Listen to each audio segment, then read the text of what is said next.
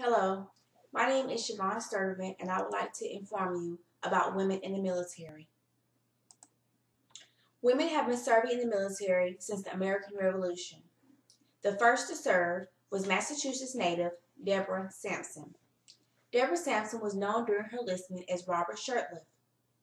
She originally enlisted in the military as Timothy Thayer, but later, during a late night, gave away her identity after having one too many drinks.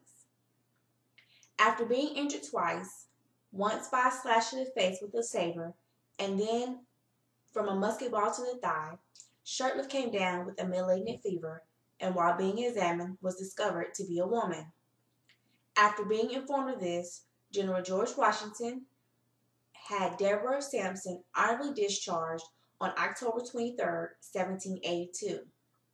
Robert Shurtleff was never publicly recognized for her service. Now here it is 2012, and women are highly awarded and recognized for their service. The highest peak of women in the military was in 1989 at 232,823. Currently, the Coast Guard has all positions and occupations available to women, whereas the Marine Corps has the lowest at 62%, and the Army has the second highest at 91%. As a woman in the armed forces for the past 10 years, I can agree with the Alliance for National Defense when they say women should be considered for the military assignment and duties based on the training, experience, leadership potential, and characteristics required to accomplish the mission and the specific requirements of the job. It should never be solely based on the fact that the qualified is a woman. Speaking from experience, there have been, and I'm quite sure will always be, times where a woman will outqualify a man. This doesn't just only mean in the military, but in life generally. One of the last places that military women have been excluded was recently changed. In 2010, the Secretary of Defense, along with the Chairman of the Joint Chiefs, the Secretary of the Navy, and the Chief Naval Operations agreed to lift the ban on women serving aboard submarines. Today, women hold a high percentage of the overall numbers, as you can see on the chart shown here. In the U.S. Army active duty, 76,694 are women at 13.6%. The Marine Corps have 13,677 women for 6.8%.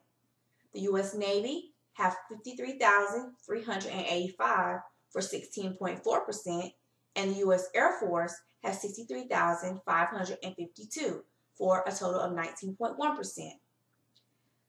The U.S. Coast Guard have 6,790 active duty service members for 15.7%, for a total of 14.6 active duty service members of the 1,468,364. These are women.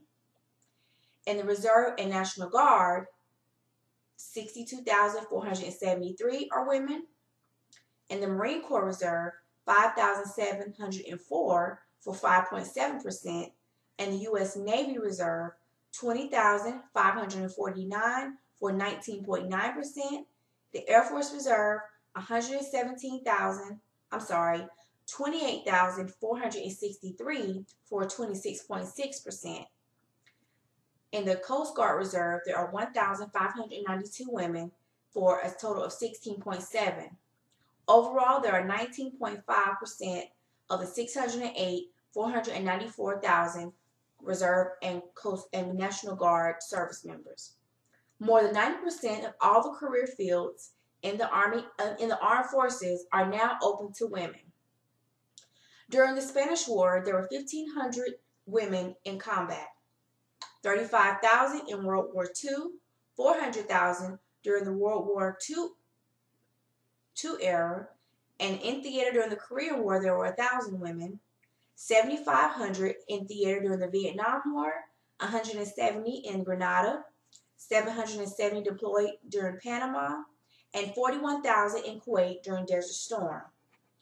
Women prisoners of war that were known during the Civil War was 1, World War II, 90, Desert Storm 2, Operation Iraqi Freedom 3.